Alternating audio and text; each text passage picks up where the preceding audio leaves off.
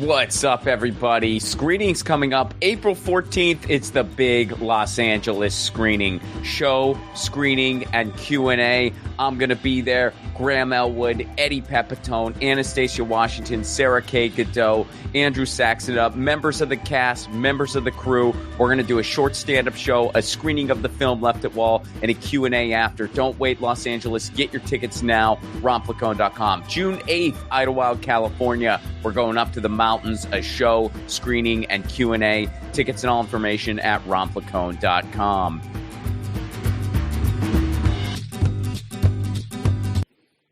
Episode 30. Chris Silber. Want to be a writer? This episode's for you. Chris Silber is a writer. He's had movies and television shows produced all over the world. One time, I was chatting with Chris. He had a series launching in the UK, a movie launching in Italy, and he was developing a series in the US. He did all of this from his house in Nashville. His more recent projects include Sam a Saxon on Disney Plus and a children's book based on how he helped his daughter deal with the death of her mom and Chris's late wife. In life, you meet people and you think, I want their job. Chris is one of those people for me. We're not exactly the same. I do stand-up, Chris doesn't, and he does some things that I don't do. But basically, I want to have the type of creative life that he has. Chris is very much a mentor to me. Shortly before I wrote Left at Wall, Chris told me that I was getting to the point where I needed to make something bigger than just a sketch or a podcast. So I wrote Left at Wall with the intention of making it as an indie film. There's a chance that if it weren't for Chris, Left at Wall wouldn't exist. Please welcome to the show, Chris Silber.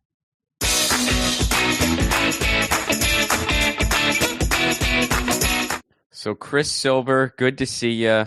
So let's start at the beginning. What got you into writing? What got me into writing? It happened very quickly, very, very early in life. I think I stepped into the arena of storytellers, meaning the place where our fantasies battle with the real world forever.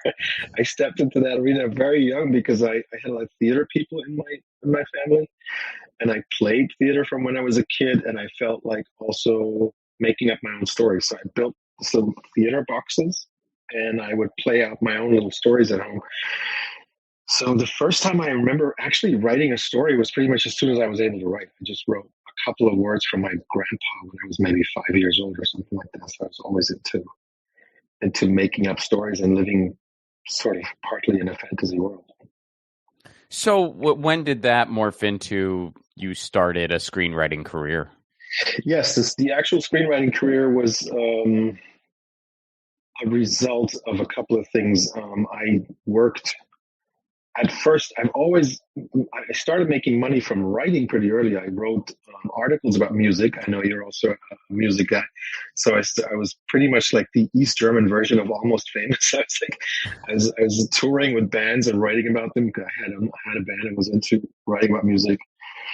My grandfather was a sports journalist, so I guess I picked my own thing and I wrote about music. And then from there, I did a couple of little journalistic things, and then I started writing working as a translator, and I translated. One of the things I got to do as a translator was do a couple of books on American film, because I grew up bilingually and had a big passion for film. And then I ended up translating the German book version, print version of Pulp Fiction by Tarantino.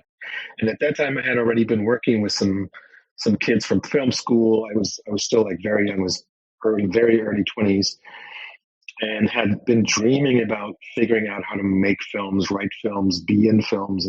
But the storytelling was more and more becoming big. I'd also written some plays, going like all the way back from my theater boxes to the bigger thoughts.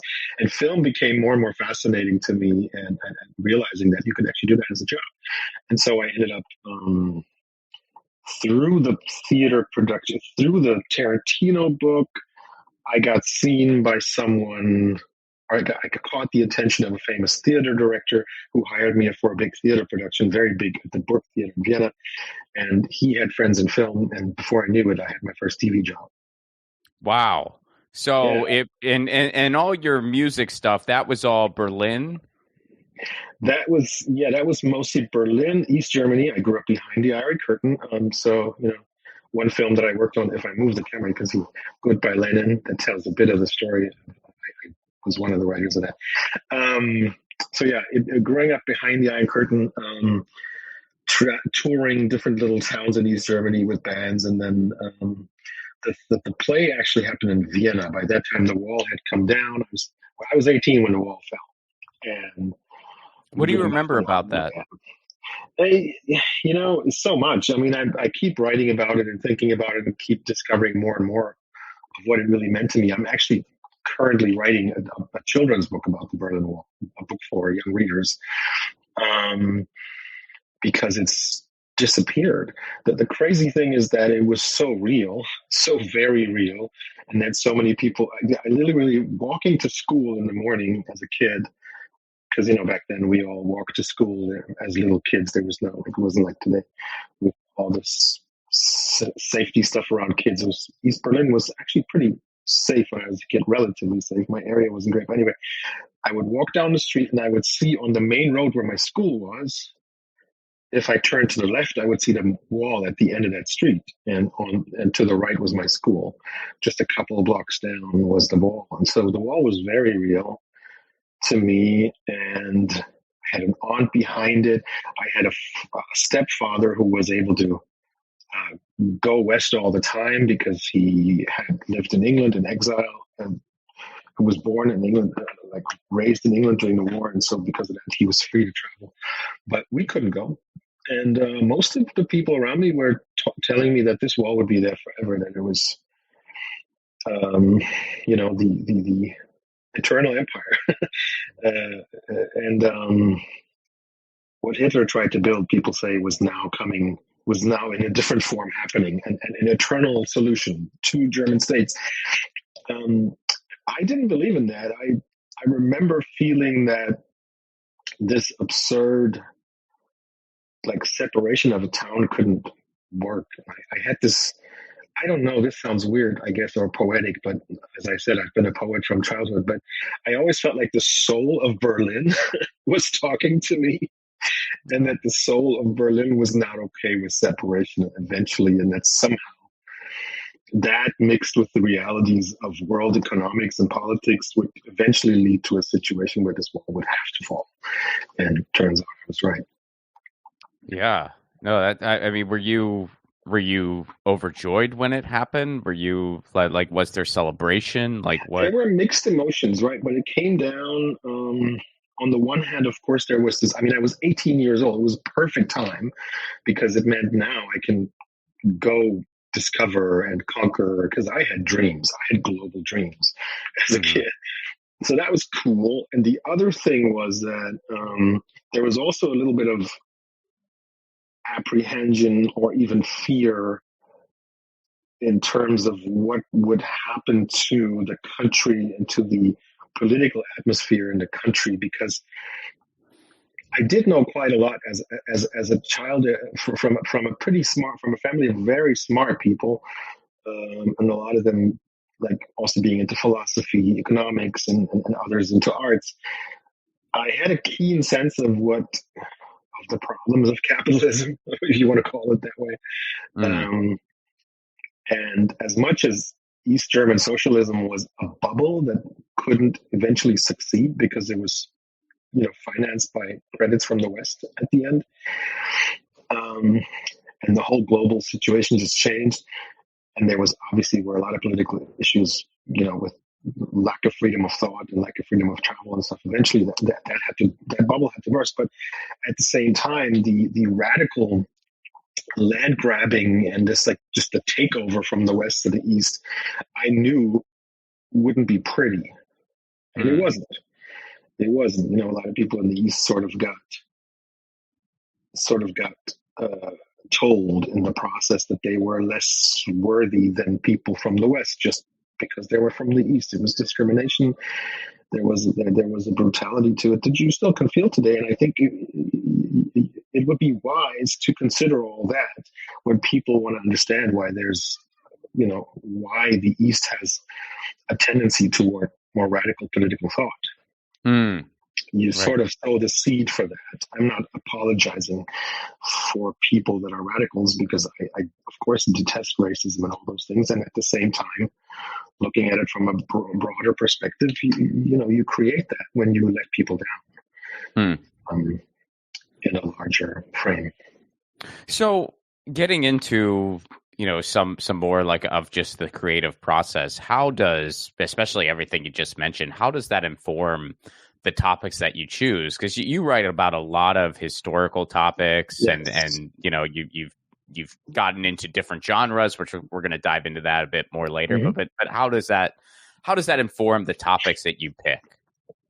Massively. I think part of as I said, I stepped into the storytelling arena so early in life, and part of it has to do with the fact that I was already gifted with so much story. I was given so much story as a child, from growing up, because there were, if I got into this, we would need a whole nother hour, but let's just say I have people in my family that have participated in world history in pretty stunning ways. And so I had a lot of story to process from childhood, a lot of it actually way too heavy for a child, related to the Holocaust, related to World War II, and also times before that, related to secrets that had to be unearthed in my family because several of them had Jewish origins but had hidden those roots in order to survive.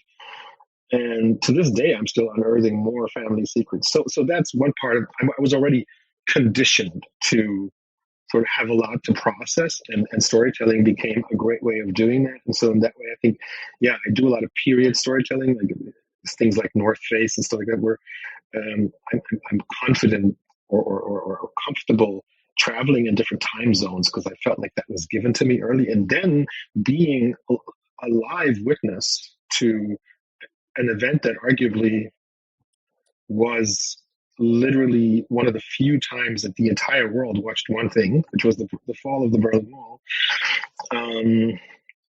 sort of made sense. I was like, of course that happens to me. Like I've always felt like my life was just created in that way, that I was meant to be someone that processes history and talks about it. How do you stay creative through moments of grief? Ooh, that's a big one. Well, yeah, as you know, because we've known each other for a while, I lost my wife of 13 years and the mother of my children to cancer now almost exactly 10 years ago. In the middle of November, it was 10 years ago. And that it was, grief can never be practiced, I guess. You can't be prepared for grief. I wasn't very well. I had a few losses before that in my life, but of course, nothing of that significance. And when you have a plan for your life, it's very hard to act like you could just move on without that plan happening. So it's not just losing the person that you so deeply love. And it was a very, very special love story, not just because she's gone, I'm saying that, but literally there were so many people around us that always said, your love is so inspiring. It was very, very special. And, I made a film about it. My Last Day Without You posters behind me is actually inspired by her love story while she was still alive. But, I'm getting off the topic, but like in terms of staying creative in it, on the one hand, I immediately knew that I would have to process this through my work because there's no other way. Like when I learned that she had cancer and it took a little less than a year for her to eventually die, I knew my only chance was to process this through my creative work, but I wasn't initially able to do that. It was probably the first time where my talent sort of let me down. I was still writing, but I was working on a lot of things that sort of were more me relying on my skill to survive and make it through, because losing my creative ability and my writing, on my relationship with writing, on top of losing the love of my life would have been death for me. Because the main pillars of my existence were my life with her, my children, being a father to my children, and my work.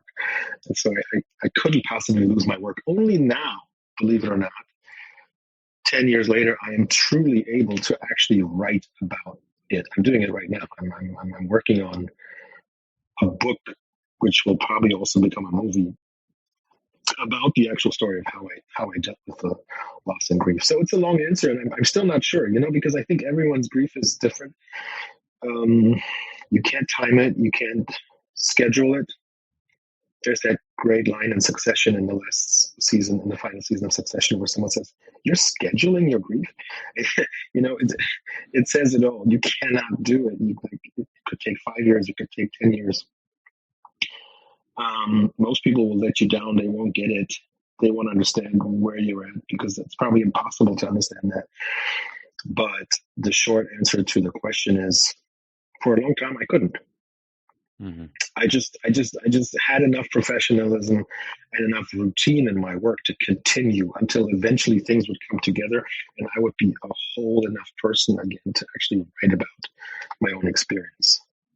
Mm-hmm. Yeah, and again, I mean, I know we've talked about this off mic plenty of times, but again, condolences for everything you've been through. It's a lot. All right, so here's something a little more, a little less heavy hitting. How about just your writing process itself? Do you insist on writing daily? I mean, you have such a prolific body of work. I mean, just the posters behind you, it's covering the wall, and then your IMDb page could be like a multi-volume just listing book. So what's your process? Do you write daily? Do you have a quota of drafts you like to get out? Like what's the mechanic? I wish. I mean, I do write daily, and if I'm not writing daily, I'm miserable. But it doesn't always work.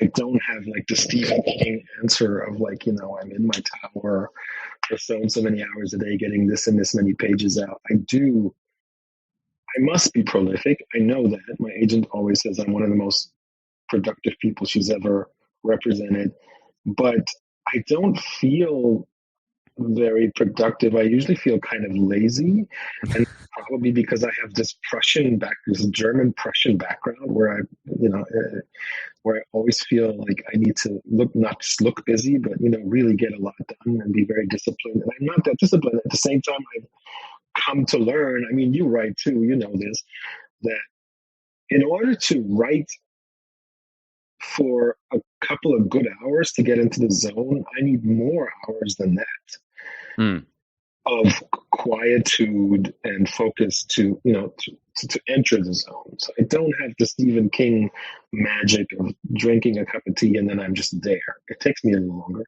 And it's a struggle, I would say. I mean, I've just come to embrace and enjoy and accept the struggle.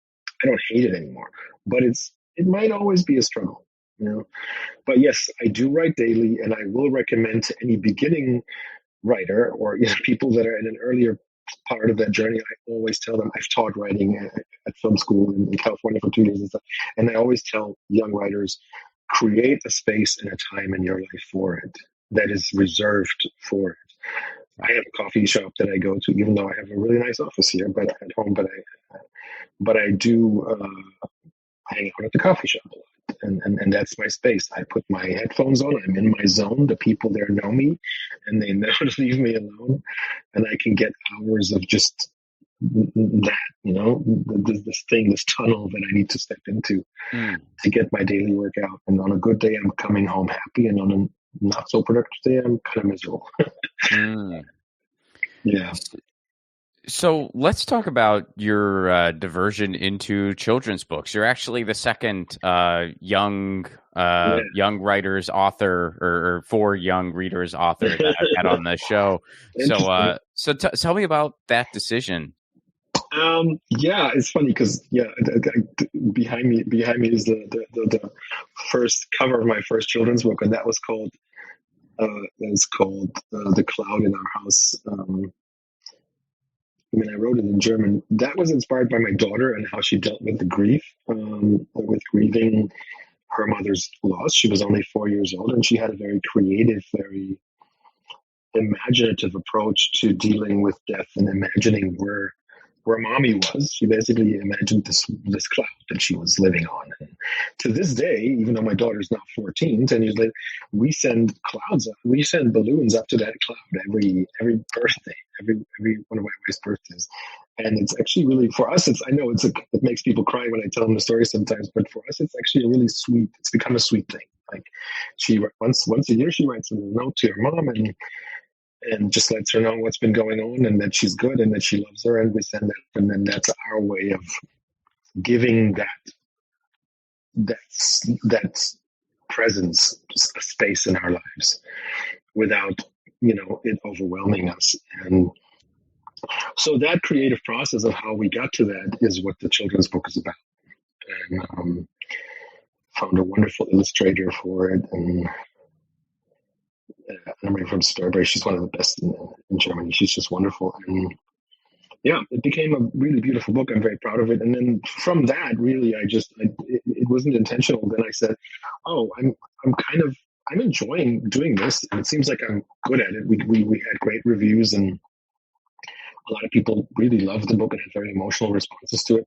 So I thought, what else could I talk about for that audience? And because I had written family entertainment films before in Germany, quite a few actually, and I enjoyed doing something that my children could watch in the theater.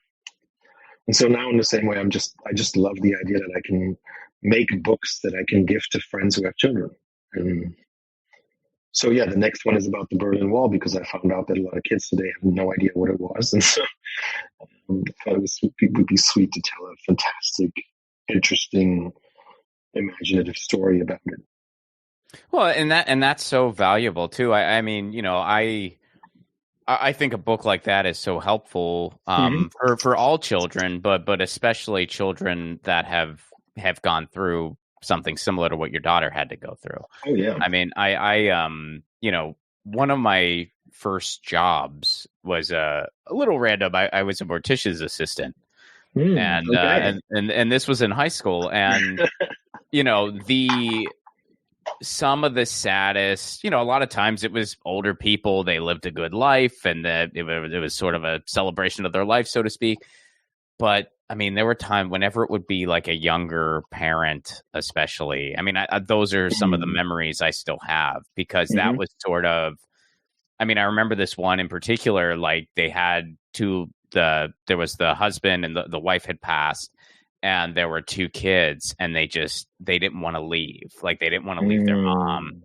And, in a situation like that, you just keep the doors open until they're ready. And even as a teenager, when you're a teenager, you're not, at least I wasn't, the most, socially aware person. You're kind of in your own world. You don't always, but even as a teenager in that moment, I understood what was going on. And I understood that I'm not leaving work until I'm told I can, So, and it was really, I mean, your heart really broke for those kids. Oh yeah, I can totally understand, see that. And it's like, I mean, I've been through that obviously over and over, that people on the one hand, I think it's been hard for a lot of people to connect with the experience that my children and I had.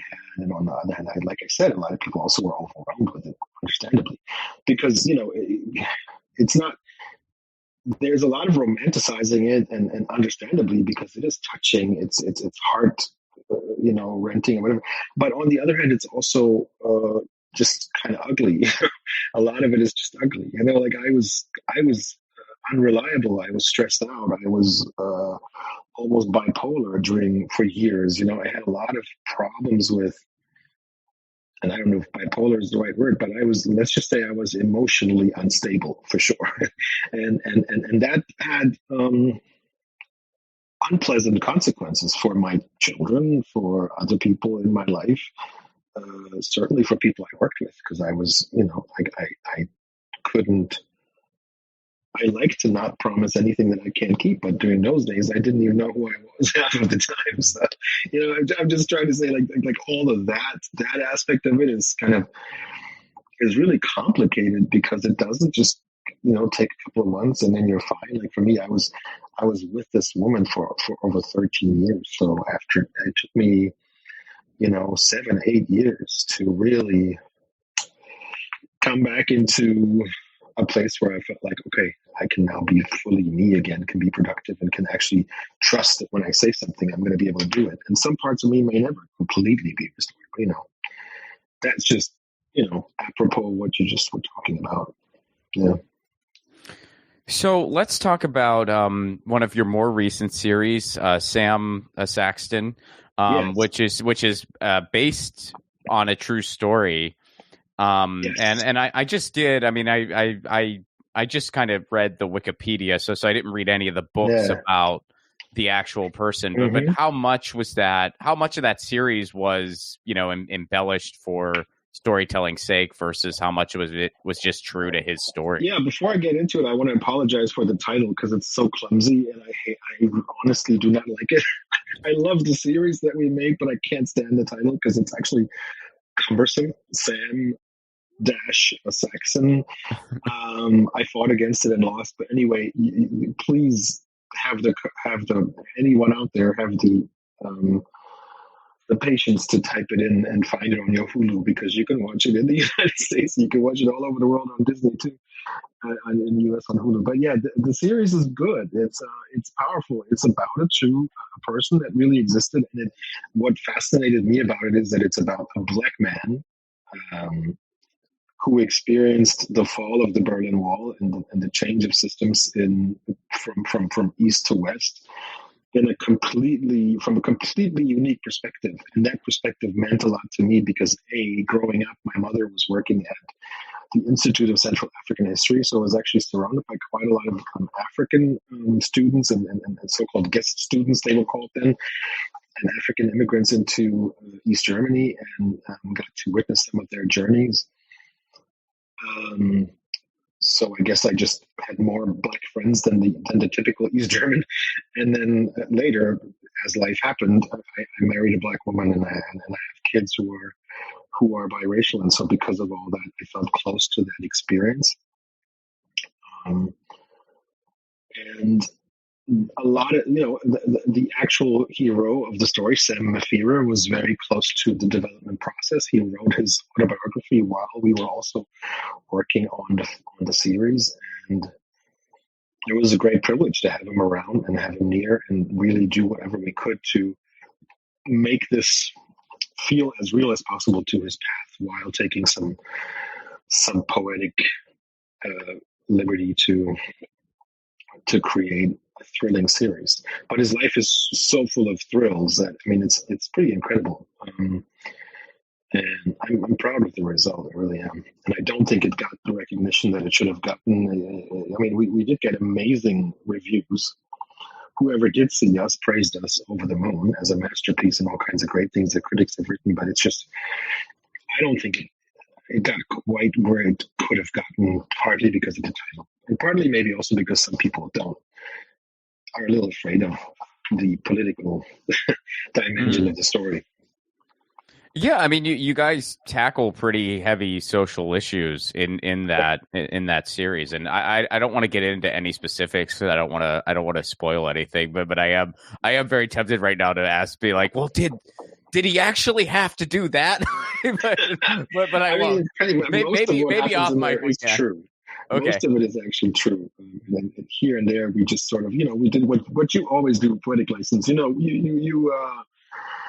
You sometimes merge characters and elevate a couple of things, but in essence, all of what you see is true. Mm-hmm. So let's engage in a little more shop talk here. You and I had this conversation off mic in our personal lives that I wanted to ask you, but I was wondering if you would share some of it in this interview as well, and that is kind of just the future of LA and show business. You and I had this conversation. Mm-hmm. I know you left California. You are from Berlin originally. You have done a ton of international stuff. To give everyone a perspective, one day I was on the phone with Chris, and I believe he was in Atlanta, and he had a series launching in Italy, a series launching in the UK, and then he was in a writer's room for another series that was going to be domestic. That's the kind of life he has, and it's freaking awesome. So kind of what's your The Italian thing was a film, but anyway, an Amazon movie, so it's only half as impressive. No, but yeah, I do a lot of work. I work a lot. But yeah, like you were asking about the LA thing, right? So this is not just my impression. It's, my wife is a Hollywood actor, and she also a writer, and she shares the same impression. She left LA around the same time that I decided to leave. That was before we were dating, but we were already friends. But I watching LA when I first arrived, and of course, like everyone in this industry, whether they're honest or not, at least back then, of course, I dreamed of one day going to Hollywood and just taking a bite out of it, just trying at least trying myself on these streets, so to speak. And I did that for 8 years, because I had the bilingual background, and I had some great credits. And when I arrived in 2011, 2012, it still felt like that. You could basically tell anyone who wants to be in movies is go to LA and meet people and get out there and just do whatever you can. And because it's better to be there than not. It doesn't mean that you're going to make it, obviously, because more people will go and try than will get a chance to do it. But it was the best place to be. But that was a time when a whole system was still in place that had its problems and was working within that setup of problems. You had the agents, you had the managers, you had this whole system of sort of looking for talent constantly, looking for scripts constantly, was still just existing then, and it was slowly falling apart. And then through streamers, through the globalization of the industry, which in many ways is a fortunate event, don't get me wrong, but it was just through the change in terms of the power of agencies, the agents and managements, and particularly our segment of the industry in writing and storytelling, it just came to a place where the industry just came to a place where it isn't as necessary to be in one place to make deals. COVID definitely did a big part in that too, in terms of that we just all became really comfortable, with being in writers' rooms like this, like you and I are talking now, not being in the same room. So that whole idea of being in the room where it happens, the in the room was such a big phrase in Hollywood. I want to get you into the room with someone, and now that's a lot of people.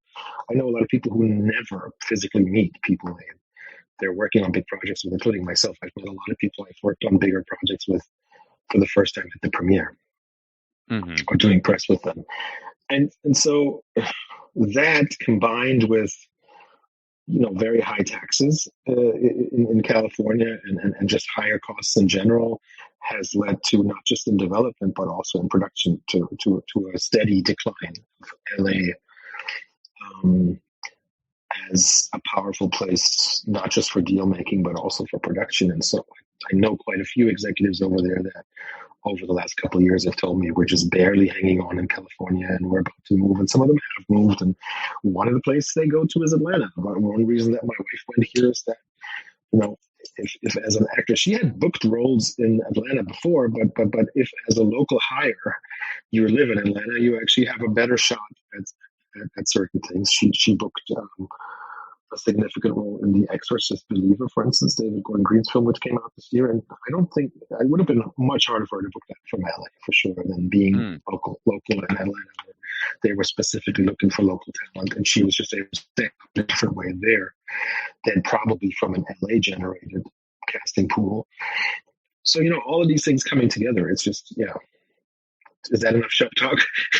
Yeah, no, that's, yeah. I mean, yeah. I can put a project together, an international project, and not all of them work out, of course, but I can get myself at least started by talking to some people in London, in Paris, in Berlin, in Rome, wherever, without ever actually having to be physically in LA to string things together. And that wasn't the case a couple of years ago, and that is a challenge for people who are new in industry and trying to find their way, it can be a challenge because there's not this one place that you could just run into opportunities. You have to sort of create them in different ways.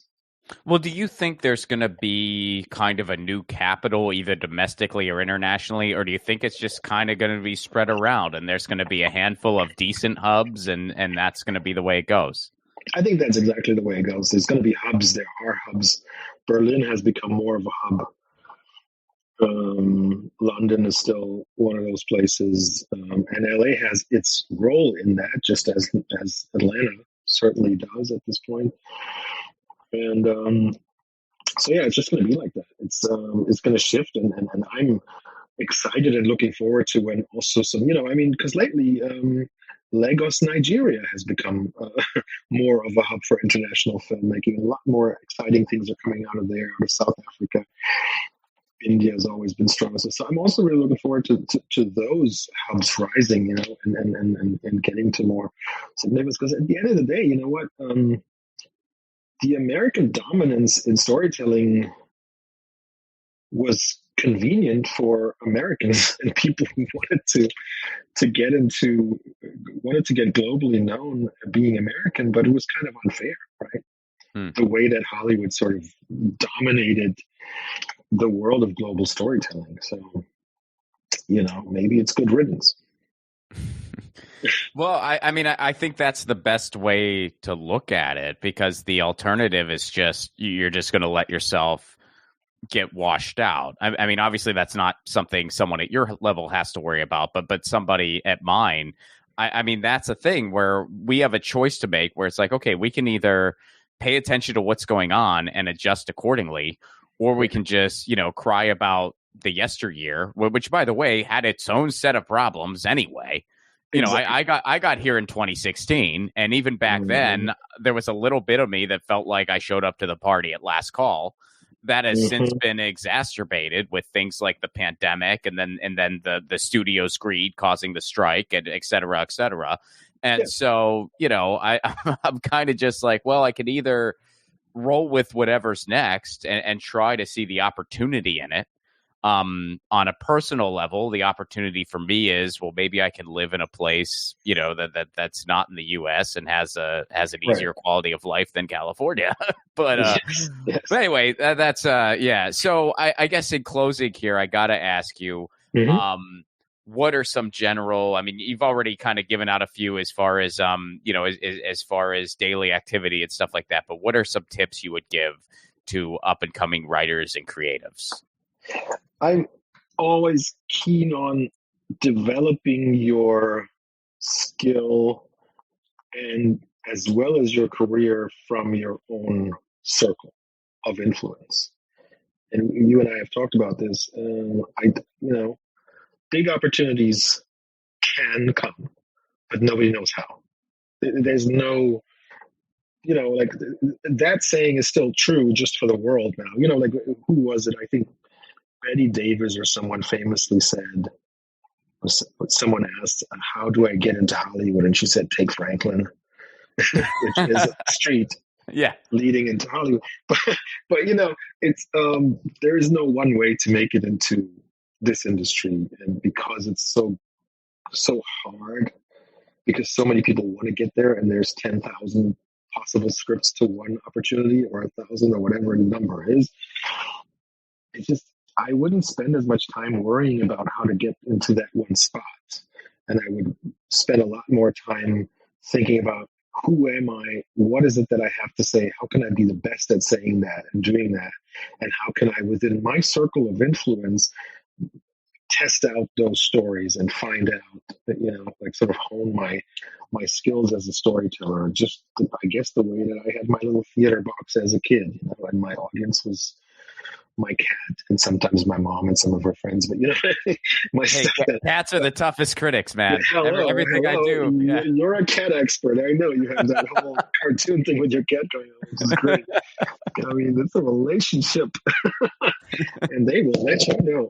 They'll let you know. Yeah, when you're boring. No, but seriously, I feel like create something for yourself. I started out making little short films with friends, with like film school friends, and creating off theater productions and stuff like that. I feel like creating the energy that can eventually lead to bigger things, anyone can do that with what they've got around them. Because eventually from that energy, the next level, the next level, next level will come if it's meant to be. And the people that could get you to another level will be there. The other thing I would say, just in terms of career building, if you find someone that's willing to listen to you and give you a little bit of time of their day, be relentless in in taking advantage of that, because there isn't a lot of those people. Because you know it, most people say, please don't send me your script. I'll never read it, and just leave me alone with your, with your stuff. And so if you find anybody kind enough to listen, don't be afraid to take advantage of that, because we all need mentors. We all need, I think for everyone, it's true that no one's ever going to stand on the big stage and win an award. I was lucky enough to win a few, and I still feel like I'm only beginning. Watch out, world. But, like winning like an Emmy and stuff like nobody has a statue in their hand and could seriously say, well, this was all me. There's always been someone had to believe in you in order for that to happen. And I think we need sort of a string of people who believe in us as we move on.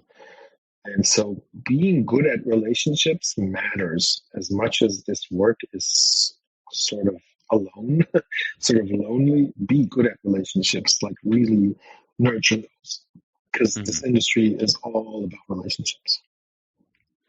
Where can people go to learn more about you? Where can they? I know we talked Sam as Saxon, and that is on Hulu for everybody. Go on Hulu, type it out, watch the series. Where can people get the book? What languages is it in right now? Tell everyone everything. Okay, well, Sam Saxon, like Sam Mafira's book, which is excellent, is also out. And I just look up Samuel Mafira and you'll find it. And the series is on Hulu. I have my children's book out. It's only in German yet, but we're working on an English translation. But if you want to find out, keep in touch with what I'm doing. I'm also working with my wife on a couple of projects. We have a little production company here in Atlanta. We're working on an amazing movie right now about her grandmother who was harassed by land developers at the beautiful age of 94, and grandma became a fighter, and the whole world started to witness that, and Tyler Perry and Snoop Dogg and a lot of people started to join the campaign that my wife helped build to support her. So we're working on a film about her called Leave Her Alone. But if you just Google me or my wife, Chris Silber or Tracy Graves, you'll find things about us. I'm also on Instagram as Real Chris Silber. That should be sufficient. Thanks so much for doing this, Chris. Sure, absolutely. That was Chris Silber. Check out his stuff. Check out Sam Saxon. And his book should be published in the U.S.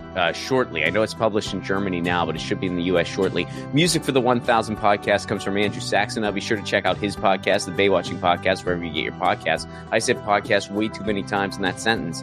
Leave us a 5-star review, would you? It is still a very new show. Every 5-star review helps a lot. And if you want to support this show on the sustainability end, you can do so over at patreon.com/ronflacone. For Give What You Can, Love You, get all kinds of exclusive perks. You get the bonus podcast between Andrew and myself. I'll make you a theme song. You get full stand-up shows not available anywhere else. And you get to go to screenings of my films exclusively. So a lot of cool stuff. It's a really cool community. And I decided this recently, I'm going to start sharing some recipes over on my Patreon. I made a marinara I'm incredibly proud of. And I recently made a pizza sauce that is not too shabby. So I'm going to start sharing some recipes too. So really cool community, patreon.com/ronflacone. All right, we are number 30. Nice round number. Number 30. Still got a while to go to 100. And then even further to go to 1,000. But we're making progress. See you next week.